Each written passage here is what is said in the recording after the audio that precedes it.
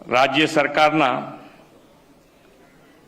शिक्षण विभाग द्वारा आयोजित गुजरात सांस्कृतिक वक्तृत्व स्पर्धा तथा इनाम वितरण समारोह में अपनी सौनी साथे मंच पर उपस्थित मारा साथी मंत्री श्री प्रफुल्लभाई पानसेरियाजी, सेवा कल्चर सेव भारत फाउंडेशन स्थापक श्री उदय माहुलकरजी, गुजरात यूनिवर्सिटी कुलपति श्री डॉक्टर नीरजा गुप्ताजी, उच्च शिक्षण नियामक श्री गुरव रमेश, सौ प्राध्यापकश्रीओ, सौ विद्यार्थी प्रेस मीडिया मित्रों, आप सौने मारा नमस्कार।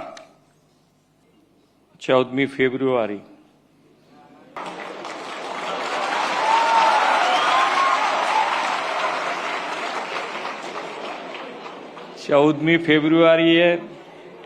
માવલકરજી તમે જે પ્રોગ્રામ રાખ્યો છે અને એમાં જે બધા બેઠા છે એ બધા યોદ્ધા ક્યારેય પાછા નહીં પડે।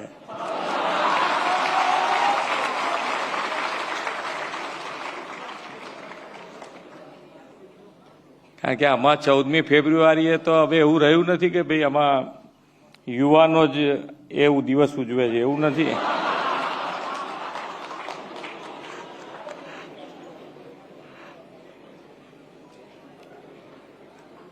પણ કે આપણે તો હવે અત્યારે તો છોકરાઓને કીધું નાની ઉંમરથી જ હોશિયારી વધતી જ જાય છે, દિવસે દિવસે એ લોકોની। કદાચ અમારા વખતે તો પૂછવું પડતું કે આ 14મીએ કરવાનું શું એમ।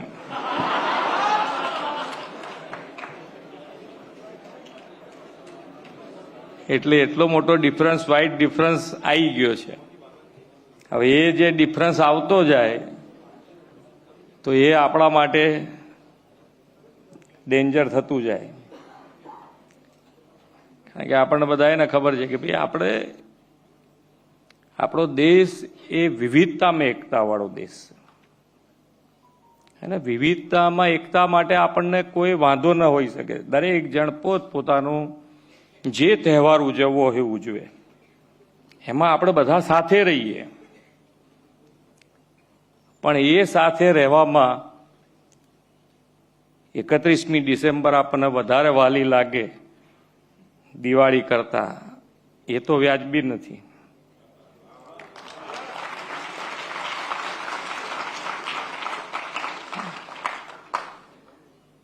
આની અંદર આપણે આ એક એવી વસ્તુ છે કે ભાઈ ધીમે ધીમે વધતું જ ગયું। સમજણ વગર એક નાનું ઉદાહરણથી આ માન્ય વડાપ્રધાન શ્રી આયા પછી આપણને એમ લાગે કે ખરેખર એક વ્યક્તિત્વ એટલું મોટું છે કે એમાંથી દરેક પળે, દરેક વાક્ય, દરેક શબ્દ એમાંથી તમને કંઈક ને કંઈક શીખવા મળે। હમણાં અહીંયાથી કહેતા હતા યુટ્યુબ ઉપર તમે જોજો, યુટ્યુબ પર એ છે, આજે પણ એ બોલ્યા છે કે ભાઈ આપણે બધા દેશે સાથે મળીને આપણે જે આની અંદર નેગેટિવિટી છે, જે આપણે શું કહીએ છીએ ડિજિટલમાં, એ નેગેટિવને દૂર કરવી પડશે, બધા સાથે મળીને કરવી પડશે। આપણે બધા દેશે આગળ વધવું છે। વસુદેવ કુટુંબકમની એમની ભાવના છે, રમેશ રહી છે, અને એમાં બધા સાથે મળીને આતંકવાદ દૂર કરવો પડશે, બધા સાથે મળીને કરવો પડશે। એટલે આપણે બધા જ એક એવું નેતૃત્વ મળ્યું છે અને વિકસિત ભારત બનાવવું હશે, અને વિકસિત ભારતનો આપણો પાયો શું હોઈ શકે? ભારતનો પાયો શેના ઉપર હોઈ શકે? આપણી સંસ્કૃતિ ઉપર હોઈ શકે। એ જ આપણો મજબૂત પાયો છે। દેશ અને દુનિયા અહીંયા પહેલા ભણવા આવતી હતી, અહીંયા શીખવા આવતી હતી। આજે પણ આધ્યાત્મિક રીતે આગળ વધવું હોય તો એ લોકોને ભારત આવવું જ પડે એમ છે। એમાં કોઈનું ચાલે એવું નથી। આજે બધા તો સવારે કહે છે 9 વાગ્યાથી શરૂ છે। 9 વાગ્યાથી શરૂ હોય ને એક જ વિષય હોય એટલે પછી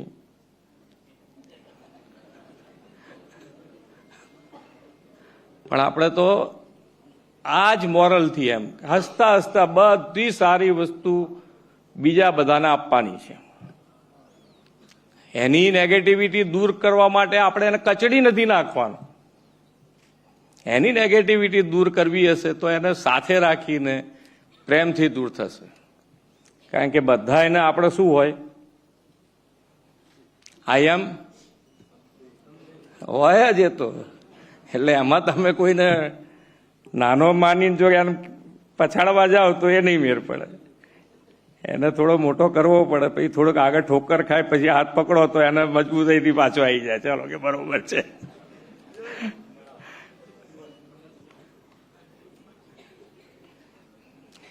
અને આપણે શું છે કે આપણે ધર્મનો ઉપયોગ આપણે બધાએ કરતા થઈ ગયા છે કે રામનો ઉપયોગ કરવાનો હોય ત્યારે રામ બની જવાનું, કૃષ્ણનો ઉપયોગ કરવાનો ત્યારે કૃષ્ણ બની જવાનું. કે કૃષ્ણએ કીધું છે, ભગવાને કીધું છે ગીતામાં, કે એટલે શું કીધું છે પણ એ તો હરખું સમજાય. પાપીને હણવામાં કોઈ વાંધો જ નથી એવું કીધું છે કે ભગવાને. કોકને મારો હોય તારે પછી એ વખત રામ ચાલે નહીં.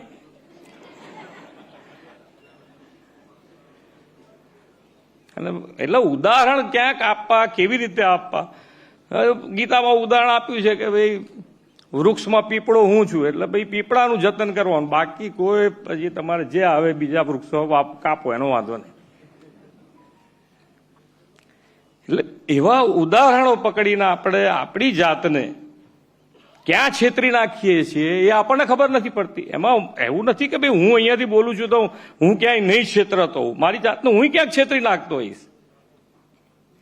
પણ આપણે બધા એકબીજાનું આ ધ્યાન રાખવાનું છે કે ક્યાં આંગળી આપણે આપણી જાતને છેતરી લઈએ છીએ, કઈ એવી આપણી કચાશ રહી જાય છે આપણામાં કે જે આપણને ખોટું કરતા સહેજ પણ ખચકાટ નથી થતો. બિલકુલ ઇઝીલી આપણને વિચાર ના આવે. અત્યારે તમે જુઓ તો ખોટું કરી નાખે, રિઝલ્ટ આપી દે છે લોકો. કેવી રીતે ચાલશે? પેલું એક પિક્ચર હમણાં અમારા મંત્રી શ્રી કહેતા હતા ને, પેલું શું કે ઝૂકેગા નહીં, એટલે બધા હસતા હતા. કેમ તો કે બધાએ પિક્ચર જોયેલું છે રહ્યું, અને તો મજા આવે ને એમ કે આપણે જોયેલું છે, અમે નજર આવે, હા ઝૂકતા નહીં, ઝૂકેગા નહીં એમ. એટલે એ જે છે કે ભાઈ આપણે વાસ્તવિક જીવનમાં ક્યાં આગાડીથી કેવી રીતે આમાંથી નીકળવું, કઈ વસ્તુ આપણને વધારે પ્રલોભનમાં નાખી દે છે. આપણે ઉદાહરણ હું તમને એટલા માટે બધા આપું છું અત્યારે કે મેં જોયા છે, અનુભવ્યા છે કે ભાઈ પેલી પિક્ચરમાં ચા આપે, ચા એટલે પેલી કપમાં પીવાની ટેવ પડી. મેં કીધું સારું, આ લોકો તો સીધી ચા આપે છે ને તરત કપથી પીવે છે, ને આપણે પીએ તો મોડું બળી જાય તરત ને. પણ હવે એ લોકો સેલ્ફ સર્વિસ ટી, એટલે ગરમ પાણી આવે, દૂધ થોડું હોય, એ ઠંડુ હોય, એટલે એમની ચામાં ઘૂંટડો મારે તો વાંધો ના આવે. પણ આપણે તો મોં બળી જાય, આપણે તો ઉકાળીને સીધી નાખી હોય કપમાં. એટલે અનુકરણ કરવાનું એટલે કેટલું અનુકરણ કરીશું આપણે કે જ્યાં સુધી આપણને તકલીફ પડી જાય ત્યાં સુધી અનુકરણ કરવાનું. પેલા સ્ટીલના મગ આવ્યા હતા, વચમાં ચાલ્યા, બહુ ચાલ્યા. હવે એમાં ચા ઠંડી થઈ જાય તો આપણે બળીએ, એવું એવી પોઝિશન થઈ ગયેલી.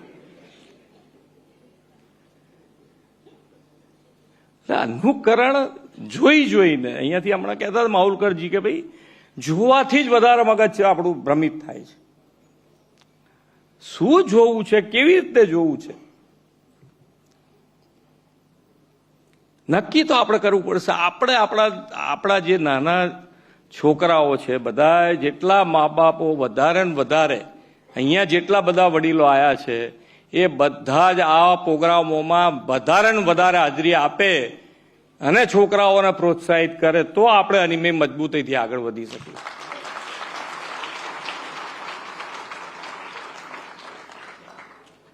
અને ક્યાંક ને ક્યાંક આપણે તો જ્ઞાનેશ્વરની વાત ખબર છે કે ભાઈ ગમે તારે ગોળ તો મને ખાવાની ટેવ છે હવે, પણ મને ખબર પડી પછી બંધ કર્યું મેં. તો ભાઈ આમે વાળાને કહેવાનું સારું કરવું, જ્યારે ખબર પડે ત્યારે બંધ કરો ને.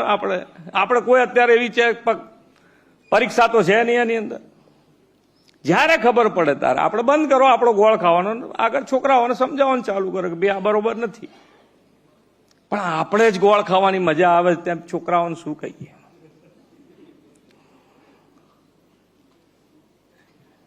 એટલે આપણે જ્યાં સુધી આપણો કંટ્રોલ, આપણામાં પુરુષત્વ જે કહીએ છીએ, આધ્યાત્મિકતામાં પુરુષત્વ જે છે, એક તાકાત કે નિશ્ચય કર્યો પછી ડગી શાનું જવાય આપણાથી? કોઈ કાળે ડગા એવું છે જ નહીં. કુદરત તમારી જોડે ને જોડે જ છે. પણ તમારો નિશ્ચય જ કાચો પોચો હોય કે આરું કદાચ મારે તો એકદમ નજીકનું લગ્ન છે, જવું પડશે, સારું નહીં ચાલે. હવે એમાં તમારા વગર લગ્ન ઊભું રહી જશે જાણે. હવે તમે જાઓ તારે કોઈ તમને ભાવે ના પૂછે, તમે જાતે જમીન ઘેર જતા રહો ત્યાં કોઈ તમને બોલાવે નહીં.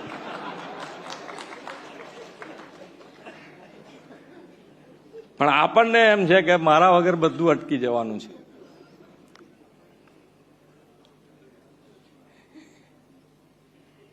એટલે એ જ આપણે તો અત્યારે બહુ ઘણું બધું આજે થઈ ગયું છે. એટલે મારા માટે થોડો અઘરો વિષય હતો. મારા માટે આજ સવારથી 9 વાગ્યાથી માઉલકરજી બહુ જ આજે વસંત પંચમીની બધાને ખૂબ ખૂબ શુભેચ્છાઓ.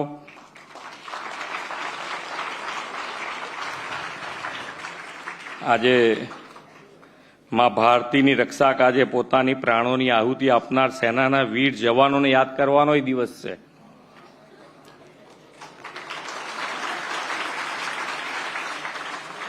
સીઆરપીએફના 40 જવાનો જે પેલા પાકિસ્તાન આતંકવાદી પુલવામા જે થયું હતું એ આજે 5 વર્ષ, એને પહેલાની વાત, આજે 5 વર્ષ એક્ઝેક્ટ થયા. એટલે આપણે એમને પણ, વીર જવાનોને પણ આપણે શ્રદ્ધાંજલિ અર્પણ કરીએ છીએ. અને આજે સેવ કલ્ચર, આપણા સેવ ભારત, એના જ્યારે વિચાર મૂક્યો ત્યારે મને એમ લાગ્યું કે આ વિચાર જે છે એના માટે તો બહુ મહેનત કરી. કારણ કે અત્યારે જે પ્રમાણે આપણે જોતા આવ્યા છીએ, અહીંયા બધાય બેઠેલા નાના છોકરાથી માંડીને મોટા બધાને અનુભવ છે કે એટલું બધું આની મેં આપણે બધાએ મહેનત કરવી પડશે કે તો જ આની અંદરથી આપણે બહાર નીકળી શકીશું. બાકી તો અત્યારે ધાર્મિકતા પણ એટલી છે, ધાર્મિકતા નથી નહીં. ધાર્મિક પણ અત્યારે ખૂબ સારી સંસ્થાઓ છે, પણ છતાંય ક્યાંક ને ક્યાંક ધાર્મિકતાની આડમાં પણ ક્યાંક ને ક્યાંક, કારણ કે ધર્મમાં જતા હોય એટલે પછી બહુ વાંધો નહીં, એમ નજર બધાની ફરી જાય. એટલે એની આડમાં પણ, એટલે જ્યાં આગાડીથી આપણને મળે ત્યાંથી ક્યાંક ને ક્યાંક ખોટું કે સાચું એ ખ્યાલ જ નથી રહ્યો. એ ચારિત્ર્ય શું છે આપણું. અત્યારે ભ્રષ્ટાચારની વાત તમે જુઓ તો કેટલી બધી આપણને એમ લાગે કે આ શું કરવું. હું કાયમ કહું કે ભાઈ ડાઇનિંગ ટેબલ ઉપર તમે જમવા બેસો તારે આપણને સંતોષ થવો તો જોઈએ ને. શું ખાવ તમે, કેટલું ખાવ, એમ તો પછી શું દોડ કેટલા રૂપિયા કમાવા છે, શેના માટે કમાવા છે, કોઈ નક્કી જ નહીં. ખાઈ નથી શકતા, ટાઈમ નથી. અમારે ત્યાં આગળ એક બંગલે એક ભાઈ આવ્યા હતા કે ઓહો તમારે તો મજા છે ને. એટલે એણે પેલી આગળની લોન ને બધું જોયું, હિંચકો પડેલો બંગલે અમારા. એટલે મને કે મજા છે તમારે તો. એટલે મેં એને તો ના કીધું, મેં કીધું પણ આ કુદરત કેવું બેલેન્સ કરે છે જુઓ. હવે એ ભોગવવાનો આપણને 1 મિનિટનો ટાઈમ જ નથી. સવારથી નીકળીએ ઘેર જઈએ ત્યાં સુધી ટાઈમ તો હોવો જોઈએ. ક્યારે હું હિંચકે બેહું, ક્યારે હું ત્યાં આગળ લોન માળું.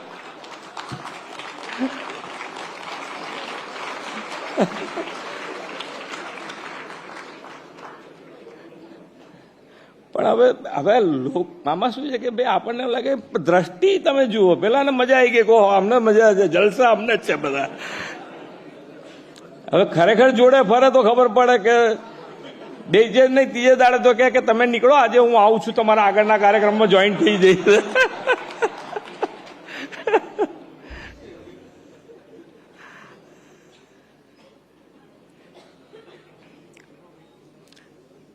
ચાલો તાર આપણે બધા તો વિકસિત ભારત, વિકસિત ગુજરાત અને હર હંમેશ માન્ય વડાપ્રધાનશ્રીનો જે સંકલ્પ કર્યો હોય એને મજબૂતાઈથી આગળ વધારવાનું કામ ગુજરાતે કર્યું છે. અને આમાં પણ આપણે બધા સાથે મળી અને એક ભારત શ્રેષ્ઠ ભારત, આપણે વિશ્વગુરુ તરફ ભારતને લઈ જવું હોય અને વિકસિત ભારત બનાવવું હોય તો વિકસિત ભારત માટે વિકસિત ગુજરાત, અને વિકસિત ગુજરાત પણ આપણું કલ્ચર એવું હોવું જોઈએ, આપણી સંસ્કૃતિના પાયો મજબૂત હોવો જોઈએ, આપણો શીલ એવું હોવું જોઈએ કે મજબૂત, કોઈ આપણને કઈ આંગળી શેના માટે કોઈ બી રીતે કરે એ રીતનું હશે તો જ આપણે બધા જ વિકસિત ગુજરાત અને વિકસિત ગુજરાતથી માન્ય નરેન્દ્રભાઈની જે સંકલ્પ છે એ સંકલ્પ આપણે પાર પાડી શકીશું. આપણે સૌ સાથે મળીને આગળ વધીએ એ જ અભ્યર્થના. ભારત માતા કી જય. વંદે માતરમ. જય જય ગરવી.